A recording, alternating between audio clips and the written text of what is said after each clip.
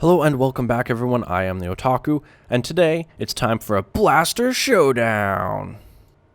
I will be comparing two blasters in an epic head-to-head showdown by looking at their statistics, examining realistic use cases based on these stats, and then voting on what one is the best overall blaster. But before we get started, let's pull up the results from the last Blaster Showdown where we compared the A280C to the E11. Based on my analysis, the A280C had the upper hand with its similar stopping power but superior ease of use, and it did win that showdown. Revealing the results from the poll, you can clearly see the A280C officially wins the community poll and popularity contest with a 60% majority vote. So thank you to everyone that voted. Now let's go ahead and introduce the contestants for this episode of Blaster Showdown. First we have the SE-14C. Pew pew pew pew pew! This is a unique and versatile blaster with a 5-round burst and excellent stopping power. Upgraded from the basic SE-14 pistol, it was used by battle droids during the reign of the Empire. Next is the DH-17 pea shooter. It is a reliable and accurate blaster pistol with a moderate rate of fire and low recoil. Commonly used by soldiers of the Rebel Alliance and other militia, it is the go-to weapon for conflicts aboard starships. Now it's time to jump into the stats to see what blaster has the advantage in each category.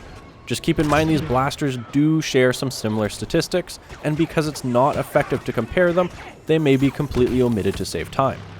Also, this comparison and its outcome is based on stats pulled directly from the game files, and then analysis done based on that.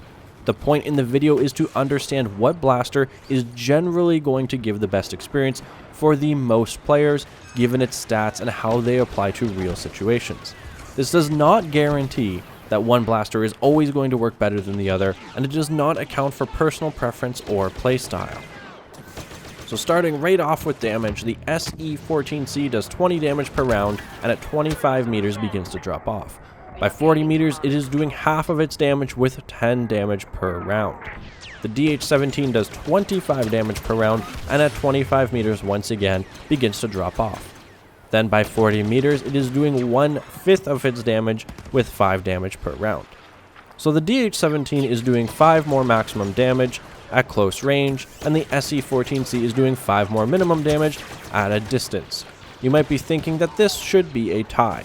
However, the SE-14C is doing 20 damage per round and shoots a 5-round burst per shot, which means that it's actually doing 100 damage per burst within 25 meters and up to 50 damage per shot past 40 meters. That complicates things, as clearly the SE-14C should come out on top, but at the same time it is a little unfair to compare a full burst to a single shot, and there are other variables involved. So for now, let's just go ahead and concede this round and move on to rate of fire. So for rate of fire, the SE-14C shoots at 800 rounds per minute during burst with a muzzle velocity of 400 meters per second. The DH-17 shoots a constant 450 rounds per minute with a muzzle velocity of 500 meters per second. So once again, with these numbers, it is a little difficult to compare as they are different mechanics. The DH-17 is automatic fire and the SE-14C shoots in bursts. But unlike the damage round, we can simulate a theoretical combat situation and see what one is generally going to come out on top. So with that being said, between 0 to 25 meters, we know that the SE-14C does 20 damage per round, and it shoots 5-round bursts, and is therefore a 1-burst kill. Only shooting 1 burst means that you are only ever using its initial 800 rounds per minute, and have a clear advantage over the DH-17's 450 rounds per minute. However, past that distance, between 30 to 150 meters, you do need 2 bursts per kill, and there is roughly 166 to 200 millisecond delay between each burst. So your realistic rounds per minute with 2 bursts is more like 570 rounds per minute, which is still ahead of the DH-17, but not by as much. Yet based on this, the SE-14C is still going to be shooting at least 21 to 56% faster in most real combat situations. This is going to count for a lot more than a slightly higher bullet velocity that the DH-17 has to offer. So with that being said, I am going to give this round to the SE-14C. It has a lot of potential with its high rate of fire and extremely rewarding to have good accuracy. The DH-17 may be slightly easier to use or gain the advantage after shooting for an extended period of time when you have to shoot multiple bursts, but I feel the cost is just too great here when compared to the potential in most situations. So if used correctly, the SE-14C should outperform the DH-17 in terms of rate of fire at any close quarters combat scenario. Now with the damage category, we couldn't simulate a situation to decide on a clear victor. With rate of fire, we could, and the SE-14C was able to pull ahead. Yet that doesn't mean we're done with damage yet. It's time to revisit damage, but this time evaluating it with rate of fire, muzzle velocity, and all the other variables together to find out what one really has the best stopping power in overall time to kill. Pulling up the charts and numbers for time to kill, we want to start out on the left examining the difference between time, with faster time being better. So between 0 to 25 meters, the SE-14C is around 85 milliseconds faster, which is quite good. The DH-17 then pulls ahead for a very brief moment around 30 meters by also a good margin, and it's also a pretty common engagement distance. Then right after that, the SE-14C retakes first place, dominating the DH-17 by almost 3 whole seconds, all the way up to 150 meters. So while the DH-17 does stand a bit of a chance at close range, due to its higher muzzle velocity and the fact that the SE-14C does take time to fire all 5 shots for a burst, it's still not going to win that gunfight without other influences leveling that playing field. And even though the DH-17 pulls ahead for a short moment around 30 meters, past that distance the SE-14C once again completely destroys it by almost 3 seconds. So killing roughly 30% faster between 0 to 25 meters, and then 280% faster between 40 to 150 meters, the SE-14C is definitely going to win this round, no questions asked. Moving on to shots before overheating, the SE-14C is capable of shooting 29 rounds before overheating. The DH-17 on the other hand is capable of shooting 23 rounds before overheating. But in reality, how many rounds before overheating is hardly worth our time. What we really want to know is how many players can we kill with the available shots, and who's going to have the most killing potential. So with that being said, let's figure out the bullets per kill in each blaster's optimal range, which happens to be between 0 to 25 meters for both weapons. The SE-14C does 100 damage per burst and therefore a 1 burst kill, capable of shooting 29 shots before overheating, with an automatic 5 rounds per burst. This is 5.8 bursts or 5.8 consecutive kills. The DH-17 does 25 damage per shot and therefore requires 4 shots per kill. Capable of shooting 23 shots and needing 4 per kill, that is 5.75 kills.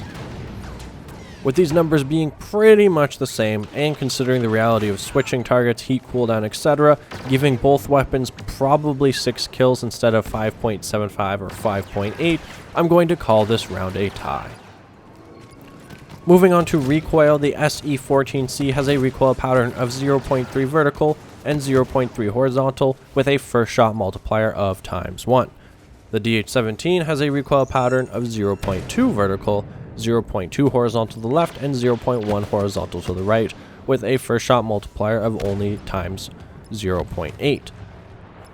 Looks like it's finally the DH-17's time to shine. Based on these numbers, the DH-17 has 33% less upward kick, 33% less kick to the left, and 67% less kick to the right, and a first shot multiplier that is 20% lower.